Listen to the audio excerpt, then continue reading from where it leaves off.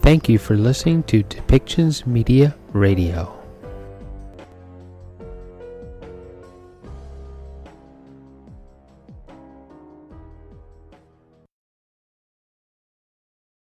Afternoon. Thank you for joining us today for this press briefing offered by PAHO on the COVID-19 pandemic in the region of the Americas on this Wednesday, September 1st. My name is Sebastián Oliel with the Communications Department here at PAHO, and this session will be about an hour long as every week.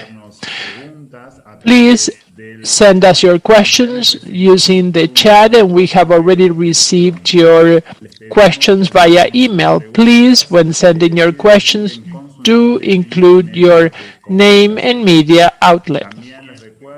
Let me remind you that we have simultaneous interpretation into English, Portuguese, and French, and that you can choose any of those languages by clicking on Interpretation.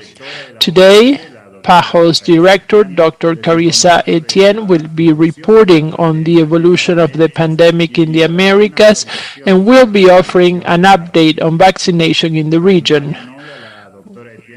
Dr. Etienne today is here with Dr. Barbosas, Assistant Director of PAHO, Dr. Enrique Perez, Head of Information Management and Risk Assessment with PAHO, and Jairo Mendez Rico, Advisor on Emerging Viral Diseases at PAHO. Now I'd like to invite Dr. Carissa Etienne to share her words and also the regional update. Dr. Etienne, you have the floor. Very good morning to you, and thanks for joining today's press briefing. Over the last week, the Americas have reported over 1.6 million new cases and just under 22,000 COVID-19 related deaths. COVID infections are surging in North America, where hospitalization rates among young people and adults below the age of 50 are higher today than at any other point in the pandemic. In the Caribbean, St. Lucia and Puerto Rico are reporting high rates of new infections, and Jamaica is seeing its highest ever COVID deaths as its hospitals reach full capacity. Outbreaks are also accelerating in multiple Central American countries, especially Costa Rica and Belize. In South America, infections are generally declining, with a few exceptions. In Venezuela, cases are plateauing, and in Suriname, transmission has increased for 4 consecutive weeks. When you look across the regions of the world, the Americas remain disproportionately impacted by the pandemic. We are home to 4 of the top 10 countries with the highest number of cumulative cases, and nearly a third of all COVID deaths have been reported in the region. Despite this disproportionate impact, 3/4 of people in Latin America and the Caribbean have not been fully immunized. And for many, vaccines remain months away. While every country in our region has begun administering COVID-19 vaccines, immunizations are following the fault lines of inequality that have long divided our region. In countries that were able to secure deals with manufacturers, vaccination campaigns have been steady and coverage continues to climb. More than 60% of people have been fully vaccinated in Canada, Chile, and Uruguay, and over half of the US population has received the full course of vaccination. But unfortunately, countries with high coverage are the exception in our region. Delays in production, export bans, and limited vaccine supplies have meant that many countries are still awaiting the doses they expected months ago. More than a third of the countries in our region have yet to vaccinate 20% of their populations. And in some places, coverage is much lower. Vaccination rates remain in the teens in several Caribbean and South American countries, and coverage is still in the single digits in Central American nations like Guatemala, Honduras, and Nicaragua. Not to mention Haiti and Venezuela, where fragile health systems and political challenges have further delayed immunizations. We need to deliver an additional 540 million doses to ensure that every country in the Americas can cover at least 60% of their population. So we must expand vaccine access in our region, especially in the places that are lagging behind. So with this in mind, I want to lay out 3 priorities to accelerate vaccine coverage in our region. First, we need more vaccine donations, and we urge countries around the world with excess doses to quickly share these with our region where they will have life-saving impact. As we continue to face delays in vaccine production, donations remain the best and the fastest way to get vaccines out to more people. Today, some countries are already rolling out boosters to vaccinated persons, even as most people in our region have yet to receive a single dose. We remind countries everywhere that the best way to protect against variants of concern, like the Delta variant, is to ensure that more people are fully vaccinated everywhere. Our best option is to make the most of available doses right now. So this brings me to my second point.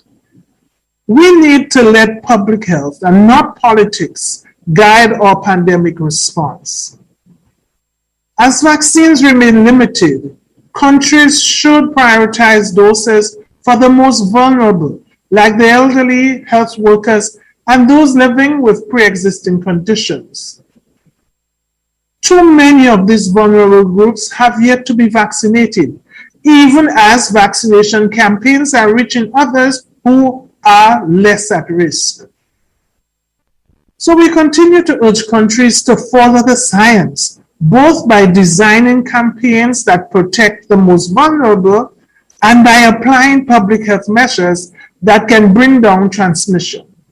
And finally, we need countries to ensure that vaccines are in arms as soon as they arrive.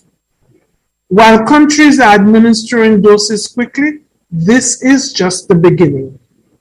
As they receive more and larger shipments, countries must ensure the logistics systems can absorb those doses and that the cold chain is assured all along the way. It also means hiring and training more health workers to deliver these vaccines and organizing communication campaigns so people have all the information that they need so they know when and where to get vaccinated. PAHO is also helping countries across all 3 these preparations, and we're working with countries to overcome one of the biggest hurdles of COVID vaccinations, syringes. Yes, syringes. PAHO's revolving fund has secured 80 million syringes this year, and we are working with countries to monitor demand and to ensure that they have enough syringes to administer the COVID-19 vaccines. Our goal is to protect as many people as possible and as quickly as possible with COVID-19 vaccines. And to achieve this, we must work together to maximize the impact of COVID vaccinations and to significantly improve access. PAHO's revolving fund is already pooling demand from countries in Latin America and the Caribbean to secure more doses in the coming months and to address the current gaps. We are also thinking ahead and making plans to significantly improve regional vaccine manufacturing capacity. So just last week, we launched a new platform that convenes partners around a shared vision of boosting state-of-the-art vaccine production in Latin America and the Caribbean. The Americas have a successful legacy of immunization grounded on cooperation. We must embrace this as our way out of the pandemic. Thanks. Muchas gracias, doctora Etienne. Vamos a pasar ahora a Thank you, responder. Dr. Etienne. Now we will be answering the questions that we have received via email and that we are also receiving by chat and the Q&A button. When you send your questions, please do indicate your name and media outlet. Que nos The llega first question that we have received is by Adina Diester from France Press, and she asks in English. Nearly a third of all COVID-19 deaths have been reported in the Americas. Why does this region of the world bear the brand of the pandemic? Dr. Barbosa? Thank you for these questions. As our director highlighted, and in the question is also clear, that the Americas has been affected very seriously by the pandemic. I think that you have two groups of causes. Before the vaccines are available, the main problem that we had in the Americas was some socioeconomic determinants that we have that undermined the effectiveness of many public health measures. It's different to implement a stay-at-home policy in a country that has a very strong social network, to protect the most vulnerable families, and in a country, in the main country in Latin America and the Caribbean, you don't have this kind of support. You have very critical housing conditions, people that live in the favelas, in slums, in the big cities. They have a kind of a permanent crowded situation. We had also some authorities that questioned the use of masks, that released the information about the medicines that could prevent the transmission. So we had all of these factors working together to reduce the effectiveness of the public health measures that could have decreased the transmission in the region. When we look to the figures in Latin America, in most countries in Latin America, we see a kind of plateau. So the measures that were adopted, they prevented the explosion in the number of cases, they prevented some critical situation, but they were not able to control the transmission. So we were accumulating deaths every day. After the vaccines, I think that we have another factor that is very important, because the average of people with 2 doses in Latin America and the Caribbean is around 25-26% only. So you cannot reduce the mortality until you reach a higher immunization coverage. So now I think that the measure that can reduce the mortality is when we combine the public health measures with most important and more equitable access to vaccines for all the countries in the region. We need, some countries haven't reached yet 10% of their population protected, so they were not able to protect the most vulnerable. So it's very important that the decrease in the deaths that some countries in Latin America and the Caribbean are representing needed to be supported by a vaccination that can offer vaccines to all people that need them. Thank you. Muchas gracias, doctor. Thank you very much, Doctor. The next question is by Jasmine Brown from Bahamas, and in English it reads, industry has resumed in the Bahamas. However, in recent weeks, there have been COVID cases reported on ships.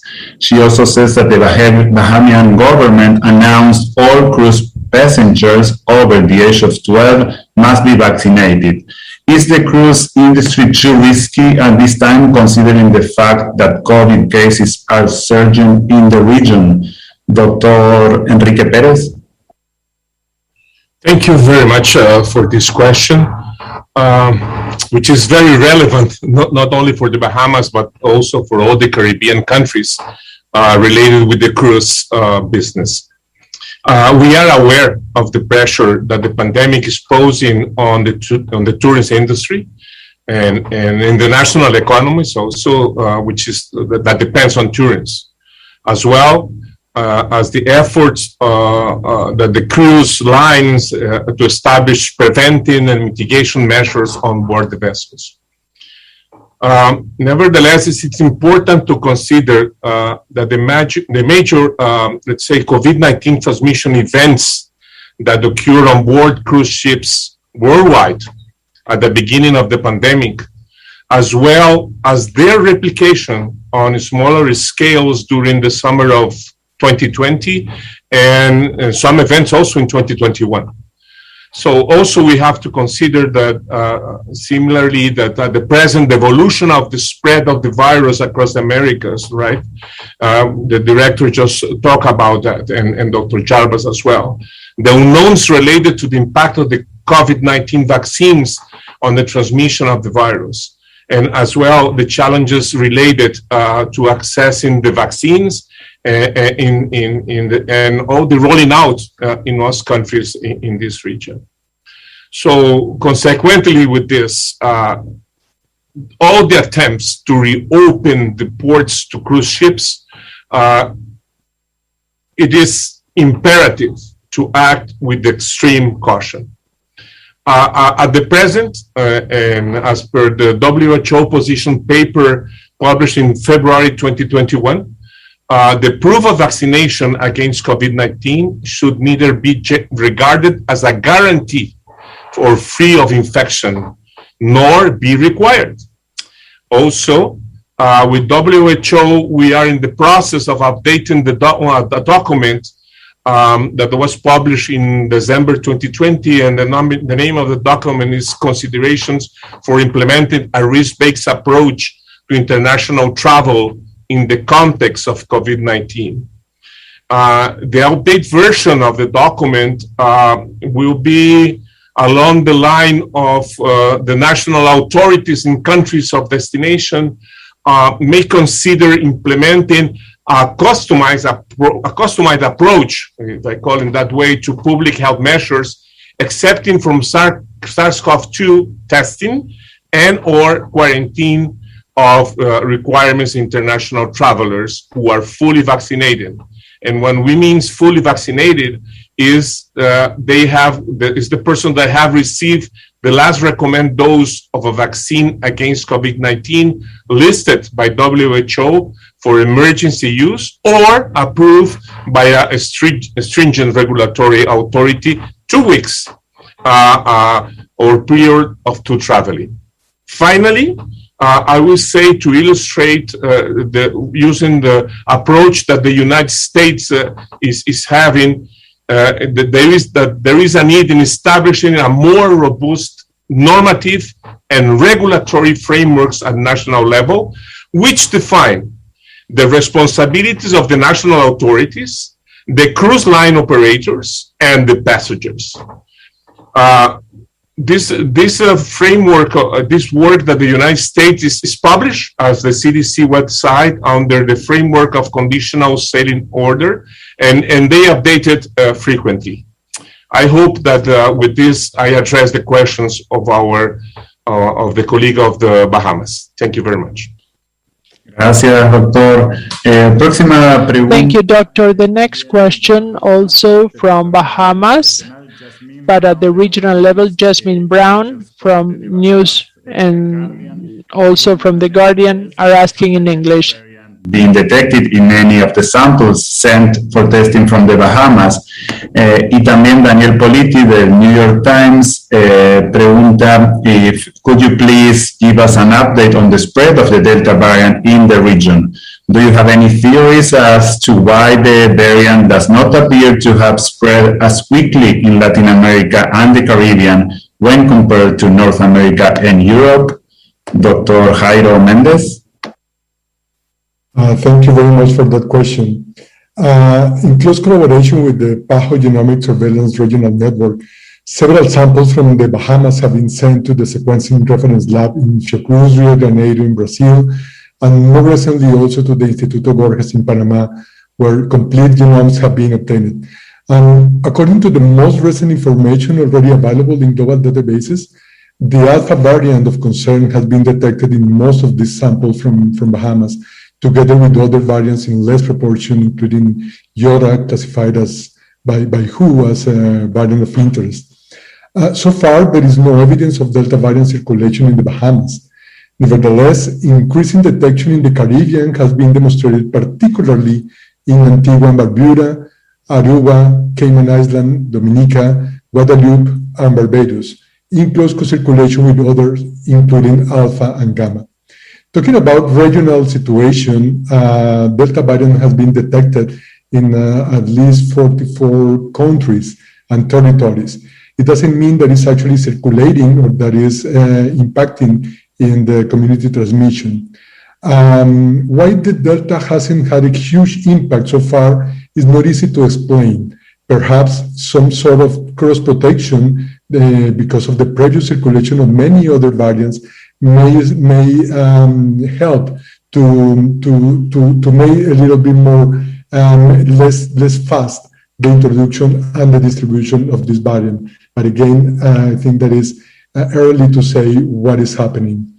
Finally, I would like to say that the genomic surveillance is critical to learn more about the evolution patterns and distribution of the virus.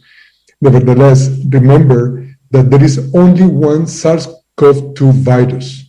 Therefore, the most important message is to implement and maintain all the public health measures that we already know to limit the transmission, including the appropriate use of masks, social distancing, and of course, vaccination. They are all highly efficient regardless of the circulating variants. Thank you.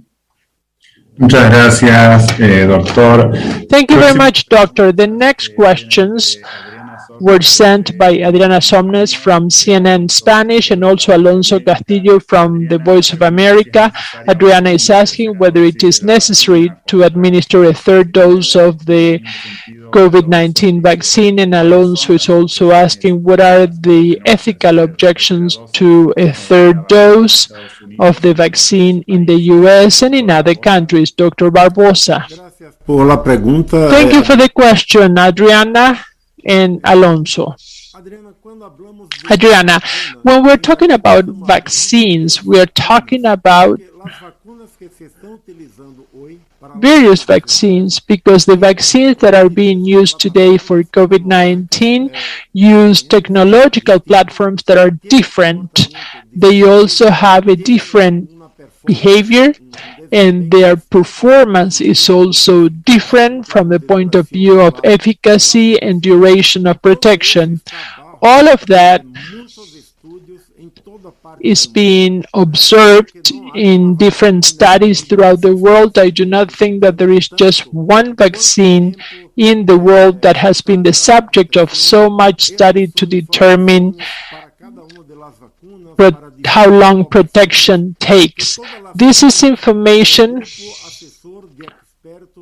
that leads the experts advisory group of PAHO, that is to say SAGE, to assess constantly. There is no evidence so far, no strong evidence of the need to administer a third dose for the whole population.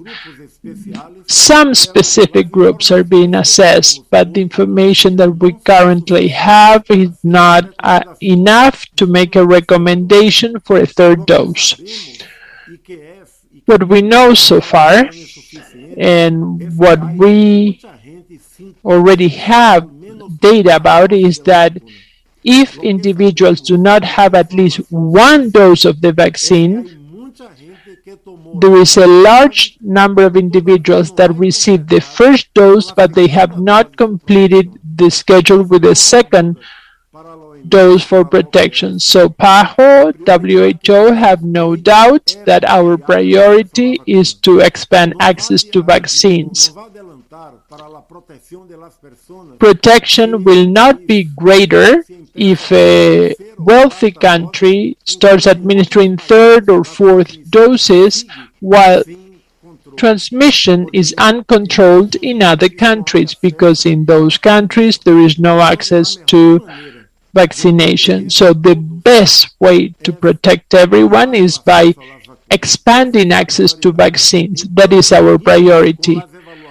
While we continue with assessments and also based on evidence and the duration of protection for each of the vaccines in the various age groups, because it is different if we're talking about the elderly or a young, healthy adult.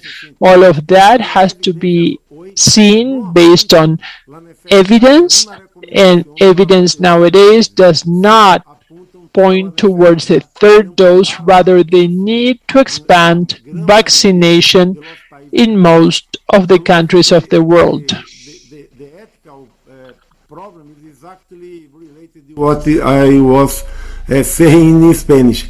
We cannot have a world where some countries are discussing with limited evidence, scientific evidence so far, a third dose, while in many other countries people are struggling to have the first dose and to complete the vaccination. But I insist, it's not only an ethical and moral problem, it is also a public health problem, because the best public health response is to protect everybody everywhere. This is the way that we can control the transmission, that we can prevent other variants to emerge and to challenge all the advance that you have already achieved. So it's very important from an ethical, a moral, but also from a public health perspective to increase the access for the vaccines in every country in the world. Thank you. Gracias, doctor. La próxima pregunta. Thank you, doctor. The next question is by Rich Mendez from CNBC in the US, and in English it reads: Has been used by people in Latin America as a treatment for COVID-19 for a year now, so much so that it has hindered clinical trials to study the drug. The United States has seen a spike in the use of Ivermectin and calls to poison control centers in several states. What can the US learn from Ivermectin use in Latin America, and what has been the result of widespread Ivermectin use in Latin America? Dr. Enrique Pérez? Well, thank you very much for your question. First, I would like to highlight that PAHO, the Pan American Health Organization, is updating and publishing on a regular basis their evidence synthesis on therapeutics and other interventions. For this, we have been identifying, evaluating, and synthesizing different types of studies. However, is well-conducted, randomized, controlled trials are the best evidence to evaluate the effectiveness of different interventions and formulate recommendations. Based on the best available evidence of WHO and PAHO have periodically been updating their clinical management guidelines. Many studies has been evaluated the effectiveness of ivermectin for prophylaxis. And when I mean prophylaxis is persons without COVID, but at risk of being infected, and for the prevention of complications. At the present, we have identified by the methodology that's just mentioned, 29 randomized control trials that assessed ivermectin in patients with COVID-19, and only 15 of those studies reported on clinical important outcomes. Many of these randomized clinical trials had incomplete information and also significant methodological limitations. 7 of these randomized control trials with fewer methodological limitations report no significant reduction in mortality, mechanical ventilation, and probably no improvement in time to symptoms resolution. The World Health Organization and the Pan American Health Organization recommend not to use ivermectin in patients with COVID-19 except in the context of a clinical trial. Management is focused on providing access to medication and clinical interventions that are proven effective for saving life as the pandemic evolves. PAHO updates its guidelines and review of potential therapeutics. It means that the state of the art of the evidence, it is available in our website for the doctors, for the medical doctors, and also for the medical association. I hope that with this answer, I answer Rich Mendez from CNBC. Thank you. Gracias, doctor. Thank you, Doctor. Next questions are from the chat and from email from Jose Galliano. What do we know from the mu variant recently classified as a variant of interest by WHO? And another question is if there is concern about this new variant in Latin America and the Caribbean, and what other countries in the region have a high prevalence of the mu variant in addition to Colombia. Dr. Jairo Mendez, thank you very much for this important and timely question. Genomic surveillance carried out by the countries and regionally is, of course, following the appearance of variants, including variants of concern and variants of interest. According to this WHO classification, we have those viruses that are suspected just based on the genetic information that they have the potential. We don't have evidence or just very preliminary evidence of more easily being transmitted, and they have generated community transmission in several countries, and therefore they need to be surveyed very closely and be aware of any changes or alert of any changes. And thanks to the work of the National Health Institute of Colombia in their genomic lab, they detected in January 2021 a variant which was called B.1.621, and recently WHO renamed mu. This classification is based on the genome seen in other variants, and there is a potential in more quickly more of a quicker transmission, but there is no solid evidence to support these observations, so more surveillance is necessary. So there is no change or threat in the risk in general, even though it predominates in Colombia. The virus has been circulating at least since January in other countries too, and community transmission in the region continues to be relatively sporadic, with cases that have happened in Costa Rica and Ecuador, but without impact in fatality, morbidity, or increased transmission. All the same public health measures, physical distancing, hand washing, quarantine of contact, vaccination, and masking have shown to be very effective to limit transmission of any variant, both and of interest and of concern. So in this sense, this new mu variant, more than concerning us further, we are on alert, we are watching, we are surveilling, and this variant, I repeat, has been circulating for many months and it has had no significant impact regionally over. I hope I answered your questions. Thank you very much, Doctor. Next question in English says the following. Supply in the region, and also what were the outcomes of the meeting on August 27 that was held to launch the regional platform to advance the manufacture of COVID-19 vaccines and other health technologies, and what is the next step? Dr. Etienne? Thank you for this question. Let us be clear that PAHO's focus in this area is to improve access to vaccines for COVID-19 for all our member countries and to reduce the vulnerability of the region to disruptions and shortages in vaccines and other supplies. Limited global production and unequal distribution of vaccines in the context of the staggering demand are hindering our response to COVID-19. We are working to draw the attention of developed countries to the urgent need to donate vaccines to Latin America and the Caribbean.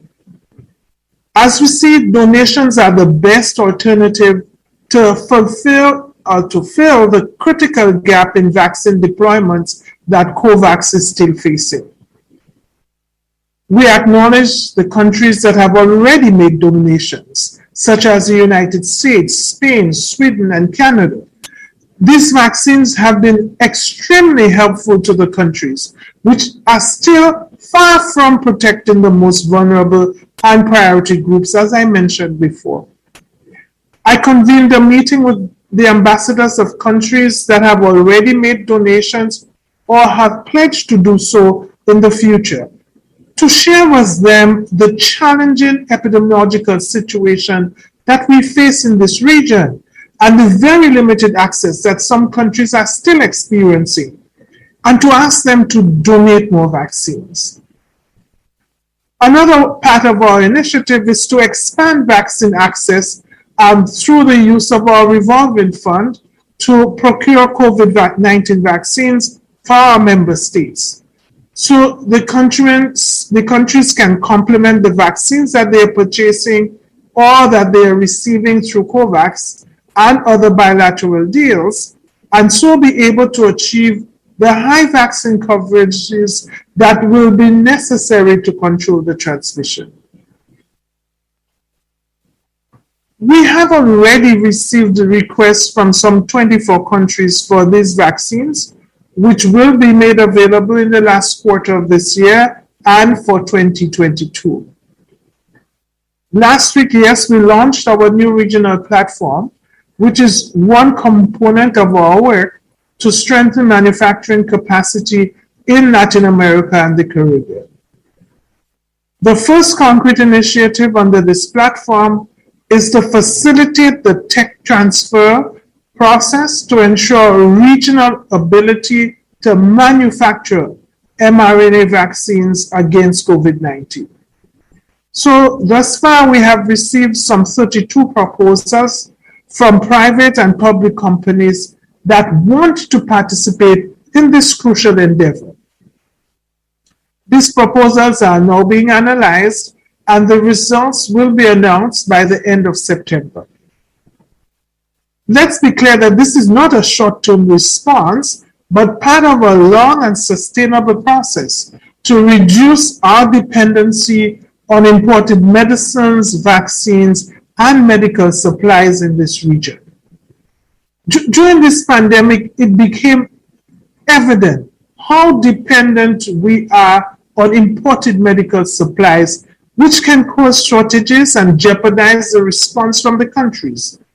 We need to change this situation to be better prepared to respond to future emergencies and to increase the accessibility for our health systems.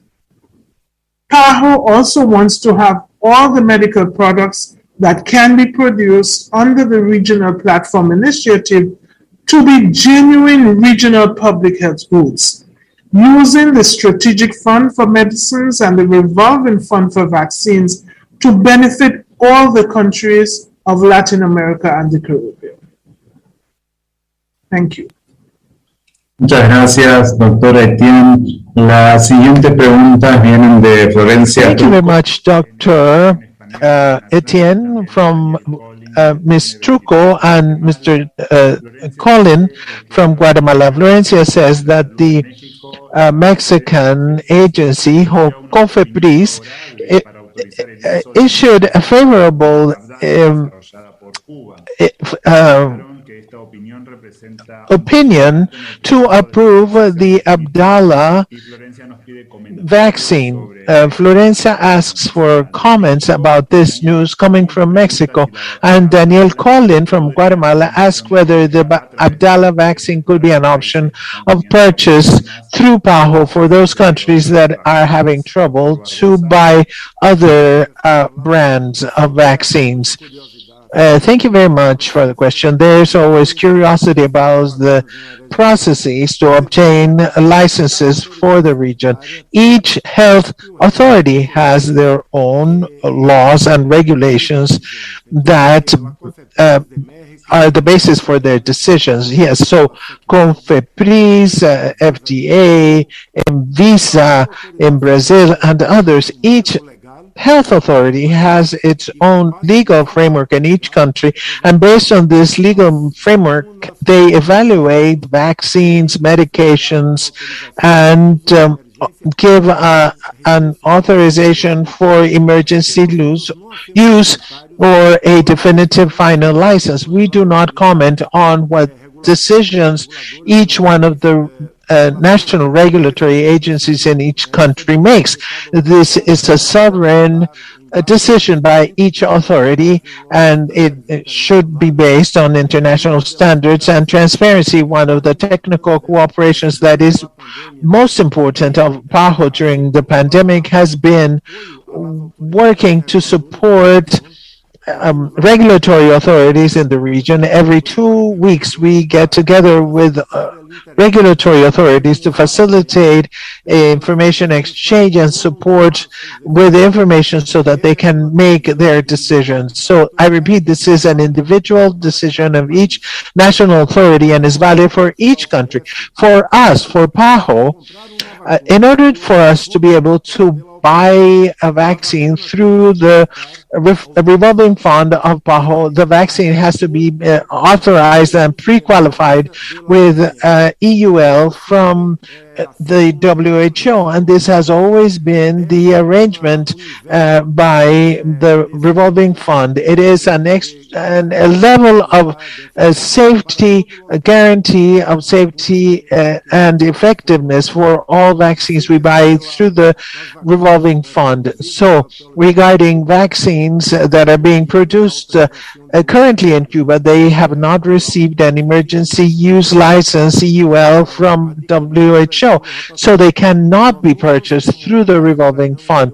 As we've underlined at other times, we recognize the efforts being made by some countries in our region to develop and produce vaccines against COVID-19. This is a very important effort to have more access by all, and we invite all countries that are having processes of development and manufacturing of the vaccines in their countries to please submit their processes to make the request for an assessment by WHO panel of experts so that they can receive their EUL. This is a precondition that we cannot skip. We cannot make exceptions here. We need to have the emergency use authorization so that it can be purchased through the revolving fund. We can facilitate so that the country can submit their information, but only those vaccines that have already received that authorization are the vaccines that can be purchased by the revolving fund, either through COVAX or in the initiative that our director has mentioned, of offering the possibility of having the countries purchase more vaccines through the fund. These vaccines, I repeat, have received the EUL from WHO. Thank you very much. Thank you, Doctor. Next question is from Daling Romero from El Confidencial in Nicaragua. She asks, what recommendations can PAHO give to the authorities of Nicaragua to reduce the increase of transmission and hospitalizations due to COVID-19 in the next few years? Does PAHO know how many vaccine doses are available in Nicaragua, and when will be the next shipment? Dr. Perez. Well, thank you very much, Kaylin, for your question. First, regarding the official data from the Health Ministry in Nicaragua shows that there has been an increase by 12% comparing to the incidence or compared to what was 2 weeks ago. Other sources of information which we follow of surveillance based on events says that there is transmission in all departments and other territories. We know that Managua, Estelima, Talapa, Madrid, Chontales, and León are most widely affected. And what I mean by this is that they have a higher incidence of new cases. Regarding measures, the first thing I'd like to say is that there is no single recipe. It's not a cookie cutter way of approaching this regarding social measures. The basis of any process that we do and decision making depends on two significant factors. One, availability of accurate information and the ability to analyze and contextualize that data. And number two, the ability to have a balance between decreasing transmission of the virus and maintaining the medical services in a good level and minimizing economic impact. The steps followed in many of the countries in the region which have been successful and which are used in Nicaragua also are identifying suspect cases as soon as possible, analyze and isolate those cases, those infected people, identify and quarantine those close contacts of those who are infected, as well as doing tests in those who develop symptoms so that they can also be isolated, and if they require care, to receive it, use masks in public places where there is community transmission, as well as those other measures that we keep repeating, physical distance, etc. They are important for health workers. The continuous use of medical grade masks is important, as well as for caretakers who work in taken areas or during their routine activities. Also, hand hygiene, physical distance whenever possible, the respiratory labeling to avoid crowds and narrow areas, confined areas, closed areas with little ventilation. So all of these are the aspects that are essential. Regarding vaccines, in Nicaragua, 645,733 doses have been given. 343,053 have been first doses. 202,682 doses. In other words, there is a total of around 200,000 plus people who have received a full doses schedule. And Nicaragua has received only one shipment of vaccines from COVAX due to the market problems which affected the vaccine's arrival. A country such as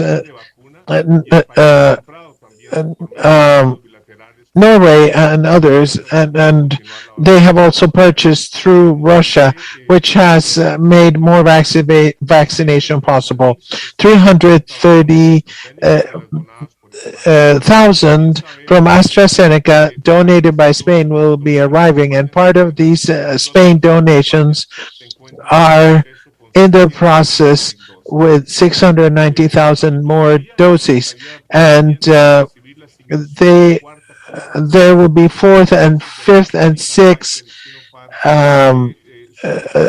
batches of AstraZeneca and Sinopharm, which would make the number larger. I hope I have answered your question, or the questions from the colleagues from Nicaragua. Thank you, Doctor. Next question by Katia Rojas Toro from Destino Panama is, what is the information the PAHO has about the new C.1.2 variant, the variant detected in the United Kingdom? Dr. Mendez, thank you for your question. Well, as far as the sublineages of the Delta variant, there's not a lot of information. It has very low circulation, and so there are few reports in global databases, and we don't have evidence that it has a higher impact. Regarding the C.1.2 detected recently, we still have little information about this variant, the C.1.2. As I said, a very recent finding in South Africa, and this lineage has been an evolution from other lineages that had circulated before, that had been observed up to January of this year, and it seems it emerged in May through an evolution process. In addition to South Africa, where it originated apparently, some sequences have been detected in UK, Mauritius, China, New Zealand, Switzerland. There has been no reports or evidence of this new variant being present in our region. To this point, we only have information from the analysis of genetic material or genomic material, and at this point in time, there is no analysis or trial that allows us to think that this new variant has an increase or brings about an increase in transmission or in variations of the immune response. So we just have genetic information, and based on this and on predictive models, we think it could eventually be of impact. But at this point in time, I repeat, we don't have enough information, and of course we still need many studies. Regarding B1621, this is the mu variant that was detected in Colombia, thanks to the strategic surveillance organized by the National Institute of Health of Colombia. This variant was detected in January. It has been circulating in Colombia and in other countries too. It was called B1621.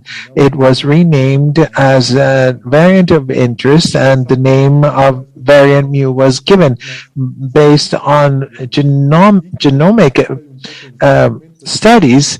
They show us a slight capacity of higher transmission, but the evidence is preliminary regarding all these observations, and therefore what we need to do is to continue to surveil them very closely. As I said before, this new name mu does not generate a change or a particular threat And as we said before, while it predominates in Colombia, it has been circulating also throughout several months since the month of January, and community transmission has been sporadic, mainly in Costa Rica and Ecuador. It has been detected, but very little in other countries, but no impact has been seen in terms of severity or increase in transmission. And this is what we could say to this point regarding these two variants. Thank you. Thank you, Doctor. Next question is from Melina Ochoa from MTV in Mexico City. She wants to know whether PAHO has seen a reduction in cases of COVID-19 in Mexico, and if they foresee an upsurge with schools going back to in session. Thank you very much for your question about Mexico. Well, let's see. If we compare the epidemiological weeks 34 vis-a-vis 33, this is week 35. So if we compare the two prior weeks, in fact, there has been a decrease of 11.3% in the number of cases in Mexico. Nevertheless, there has been an increase of 8.6% in mortality, and therefore we think it is important to maintain communication regarding risk to the population should be kept up, to carry out preventive measures, and to make sure that the community understands the traffic light colors, and to communicate giving specific messages regarding the measures to take according to each one of the colors of the traffic light, to continue to go ahead with prevention and with a focus of primary health care to more effectively respond to what is occurring and ensuring maintenance of essential services. Regarding schools, of course, it goes without saying that schools are essential for health, for safety and well-being of the children and adolescents. Education is key to reduce poverty, promote gender equality, safeguard sustainable development. We've discussed this, and our director has mentioned this here several times in this forum. We know that closed schools lead more to violence, mental health, hunger, and other negative consequences. And therefore, as soon as we can go to in-person learning, the better we will be, the better off we will be. Saying this, it is recommended that schools are open in a stepwise manner, to taking into account the local situation, which can change epidemiologically speaking. For Mexico, they should continue with the public health measures, distancing, hygiene, hand hygiene, masking, ventilation, no crowds, education of teachers, parents, students, together with risk assessment and taking into account current risks, and following the handbooks they have from PAHO for return to school with responsibility and caution. The Secretariat of Health of Mexico have published a handbooks about this too. And this is my answer for the colleague from Mexico. Thank you, Doctor. Next question is from Joaquin Martela from Bolivia. There are several questions. One of them, what could we tell people who say that the pandemic does not exist and that it is a piece of deceit? Thank you for your question. We're already in September 2021, almost over a year and a half of a pandemic, which has led not only to significant impact in the health with millions deaths, with a big impact on society. So people who say there's no pandemic or that the pandemic is bogus, these are messages that unfortunately today are shared through social media, but we need to call the attention to people. This is an information pandemic. This can be as serious a problem as the disease if false information is shared about the pandemic, saying it's not a problem, saying that people haven't been dying of COVID-19, where all the data from all the countries in different administrations, different governments, different political stances, they report the same thing. The impact has been major. Also, many times, false information is made widespread about vaccines, saying that vaccines are under experimentation. Now, many of these things are falsehoods. The vaccines have been used in over 1 billion people in the whole world. These are the medical product about which we have the most amount of medical information in history. So the best response to this is to always look for accurate information from reliable sources. For example, the webpage from PAHO. All health professionals and journalists can find information about the pandemic, cases, deaths, technical guidelines, how to or what to do in each situation. So please always look for accurate information from websites or newspapers that you can prove the validity of. There are many people who are at this point in time trying to doubt the existence of the pandemic and the efficacy and safety of the vaccines. This is not just idle chatter. It can lead people to die. So we need to take this very seriously. And I repeat, only read information only from sources that you can prove, sources where you can verify the accuracy of the data presented. Thank you very much. Thank you, Doctor. Next questions from Venezuela. Oriana Granado from Tal Cual asks, have the first vaccines arrived from Venezuela from COVAX mechanism? And another question is, how many vaccines have come from China or Russia from bilateral agreements? Yes, Dr. Perez, thank you very much for these questions. Let's see.